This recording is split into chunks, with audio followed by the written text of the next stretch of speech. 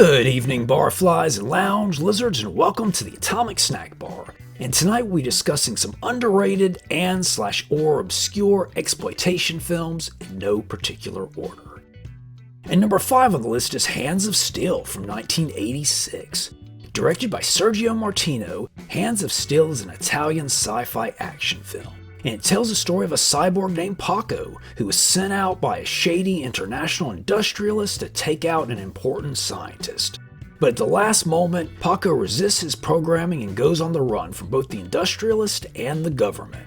He soon ends up working at a bar that just happens to be a hangout for arm wrestling enthusiasts. And poor Paco isn't popular there either, now having to deal with a jealous local big shot. And as expected, his past soon catches up with him. As I've said before, Over the Top is the greatest family drama about arm wrestling ever made. But Hands of Steel is the greatest sci-fi action movie about arm wrestling ever made. I dare you to name one better.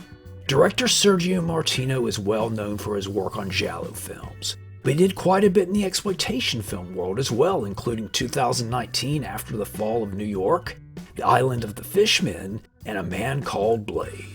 The film stars American actor Daniel Green as our arm wrestling cyborg.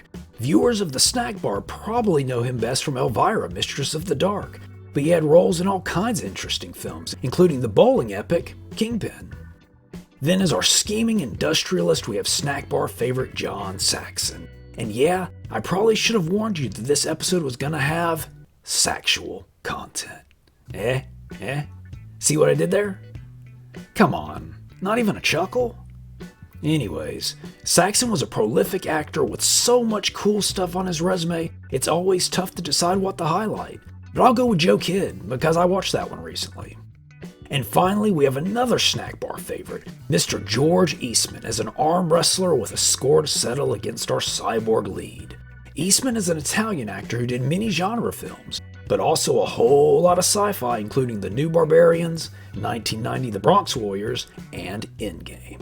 The translated Italian title for Hands of Steel is Vengeance from the Future. It was also released under the title Atomic Cyborg. Now this was the final film of actor Claudio Casanelli, who died in a tragic helicopter crash during production. Because the film was non-union, John Saxon could only film scenes shot in Italy, but had he been able to take part in the US shoot, he more than likely would have been in the helicopter crash as well. And finally, I wanted to mention that the exceptional score for the film was by Claudio Simonetti of Goblin fame. And number 4 on the list is Robot Ninja from 1989. Written, produced, directed, and edited by J.R. Bookwalter, Robot Ninja is a dark and exceptionally violent superhero movie, though I think costumed vigilante is probably a better description. And tells the story of a bitter young comic book creator named Leonard, whose comic, Robot Ninja, has made a whole lot of money, but thanks to a shady publisher, little of that money has gone to him. Soon Leonard ends up in the hospital after a failed attempt to stop a violent crime. He then decides it's time for a little good old-fashioned Paul Kersey action. He seeks out the scientist so he can gear up to become a real-life costumed hero and get a little bloody vengeance. This is a film that was a bit ahead of its time, predating films like The Crow by several years. And naysayers always like to point out that the film doesn't feature a robot or a ninja. But that's not the point of the title. Robot Ninja is the name of his character whom he tries to become in real life. Thus, it's his hero name. So that criticism falls a little flat. Director J.R. Bookwalter is also the man behind what I consider the last great zombie movie of the 1980s, The Dead Next Door. Robot Ninja stars Michael Todd as our masked hero. Todd is an actor, producer, and writer who also appeared in Lurking Fear, Puppet Master 3, and The Dead Next Door. Then we have Bogdan Petchik as our scientist. Petchik, and I did look that up, also appeared in The Dead Next Door and the Fellini film, Chickboxer. Next up we have Robin himself, Burt Ward as comic book publisher Stanley Kane. Yep, Stan Lee Kane. Pretty clever there, but if you don't know why that's clever, well, I'm not touching that one. And lastly, Robot Ninja features appearances by Bookwalter himself, Linnea Quigley, Scott Spiegel, special effects artist Kenneth J. Hall, and executive producer, the great David Dakota. The film cost around $15,000 to make and would eventually get an actual one-issue comic book adaptation. So if you dig low-budget, violent vigilante movies, I definitely recommend this one. And number 3 on the list is Nashville Girl from 1976. Directed by Gus Triconis, Nashville Girl is a gritty exploitation film drama.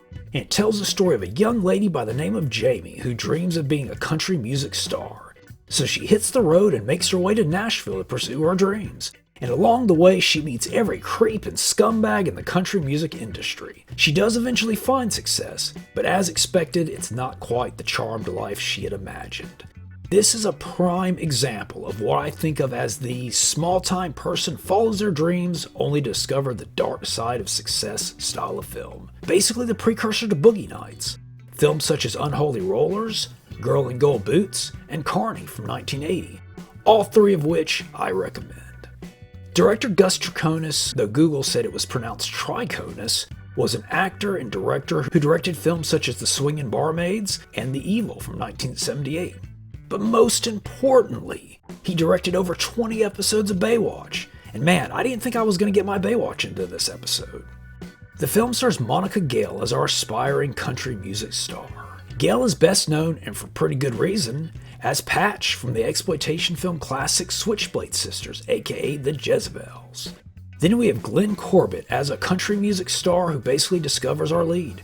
Corbett was a film and TV actor who did a whole bunch of stuff, but if I had to guess, I would say snack bar patrons probably know him best from Star Trek as the original Zefram Cochrane, the first human to create a warp drive system. And finally, I wanted to mention Roger Davis as the session musician who helps Jamie record her demo. Davis also has a very cool claim to fame on his resume, having played multiple, very handsy characters on Dark Shadows. Nashville Girl was released by New World Pictures, with Roger Corman saying that it performed really well in both the South and Europe. And that's about all the trivia I could find. But if you dig Boogie Nights or gritty 70s drama, this is one to check out. And on that, we should take a break.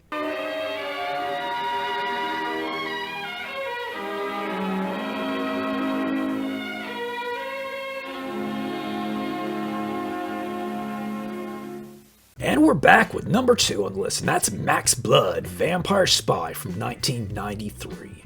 Written and directed by indie filmmaker Rock Savage, Maxx Blood Vampire Spy is a vampire action comedy, and tells the story of Maxx Blood, a stylish vampire who likes taking it easy in adult magazines.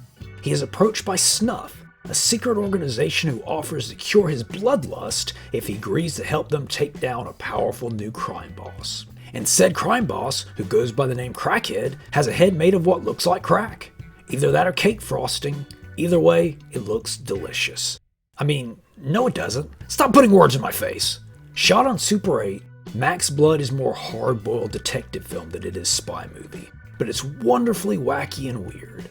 My favorite scene in the film, which I can't show you here, involves Max wandering into a room with some less than clothed people. But rather than shooting them himself, Rock got a hold of some stock footage from an old adult film and put himself in the scene using, I assume, a green screen. It's really quite funny. And of course I have to mention that Max fights a cyborg by the name of Death Fist. The film stars director Rock Savage as our ultra groovy vampire spy. Rock has been making indie movies since the early 1980s and is probably best known for his Harry Gross occult investigator character, who has appeared in multiple films by Rock. Then we have Frank Vassallo as not only Crackhead, but also a vampire hunter. He also did the makeup for the film, and according to Rock, Crackhead was inspired by the villains of Dick Tracy. At only 40 minutes, this one is a good time, especially if you dig some trauma-esque wackiness. And it's definitely not for the easily offended. Rock gives no Fs. Apparently he's a very forgiving teacher. That's what that means, right? And as indie as this one is, it actually got a Blu-ray release as a double feature with another Rock Savage film, Dead to the Last Drop. And number 1 on the list is Night of the Sorcerers from 1974. Directed by Armando de Osorio, Night of the Sorcerers is a sleazy Spanish voodoo movie and what National Geographic referred to as the greatest film about cat-like jungle girls running through the jungle in slow motion ever made. And it tells the story of a professor investigating the disappearance of elephants in West Africa. Along with him is a big game hunter, because that's jungle movie law, and several young ladies. Soon the group discovers what appears to be a ritual site, and whilst taking some photos of said site, a demon-possessed former missionary emerges from the jungle. The photographer is turned into a demonic cat girl, and then the fun really begins. Director Armando de Osorio is best known for the Blind Dead series, but he's also responsible for the Anita Ekberg film, Fangs of the Living Dead. Night of the Sorcerers stars Franco Nero as the leader of the Elephant Search Party. That's not Franco Nero. You sure about that? Yeah, it's actually American actor Jack Taylor, probably best known for his work with Jess Franco, including The Bare-Breasted Countess. He was also in Ghost Galleon and as well as Conan the Barbarian, where he played this priest of Set who tries to seduce Conan. But there you go. Well, if the Greyhawk Grognard says it, you can count on it. Ignore all those vicious rumors about him actually being a Cylon. Then we have Barbara Ray as our missionary turned demonic jungle fashion icon. Ray was also in the Ghost Galleon as well as the De Osorio monster movie The Lorelei's Grasp. Next up is Maria Costi as one of our party members. Costi appeared in the final Blind Dead film, Night of the Seagulls. And finally, as our photographer, we have Loretta Tovar. Tovar also appeared in Count Dracula's Great Love, The Lorelei's Grasp, and The Sinister Eyes of Dr. Orloff by Jess Franco. The Spanish title of the film is La Noche de los Brujos, which translates into The Night of the Warlocks or Male Witches.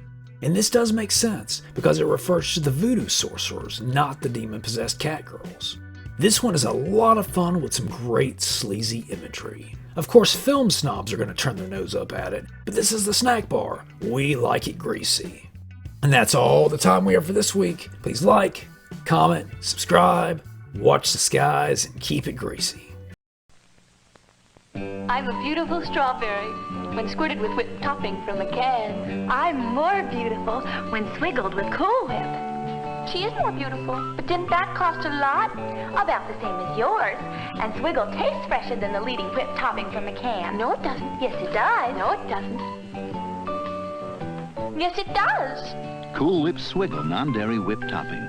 So fresh tasting. Won't somebody Cool Whip Swiggle me?